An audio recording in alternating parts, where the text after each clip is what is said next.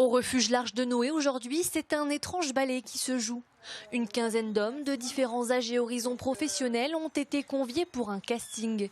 Et pas n'importe lequel, celui du futur calendrier de l'association. Il n'y a pas de contrepartie financière. Le but, c'est de sauver le refuge, sachant que si on n'arrive pas à sortir le refuge de la panade, d'ici un an, on ferme. Un calendrier comme dernier espoir pour sauver ce refuge animalier. L'idée a germé dans la tête des bénévoles après avoir vu ce genre d'initiative se monter outre-Atlantique. Mais pour être sûrs de leur démarche, ils ont décidé de consulter les internautes. Sur les réseaux sociaux, l'engouement a été tel qu'ils n'en reviennent toujours pas. C'est vraiment une grosse surprise et de voir que les gens sont impliqués, ont envie de s'impliquer pour le refuge et pour cette cause-là, vraiment, on est vraiment ravis de ce que ça donne aujourd'hui. Mais avant de passer à la séance photo, il faut trouver le bon compagnon et qu'une relation se crée entre l'homme et l'animal. Alors rien de tel qu'une balade pour faire connaissance. J'ai changé, mais celle-ci, elle tire un peu, mais maintenant un peu moins parce que je crois qu'elle est un peu fatiguée quand même. Mais ça se passe bien, oui. Ça n'a pas l'air méchant en tout cas.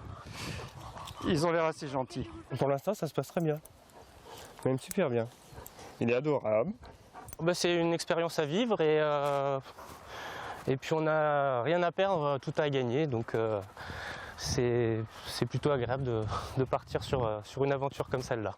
Tous ont conscience des difficultés que traverse le refuge et de l'importance de véhiculer un message de sensibilisation à l'adoption. C'est pas être top modèle.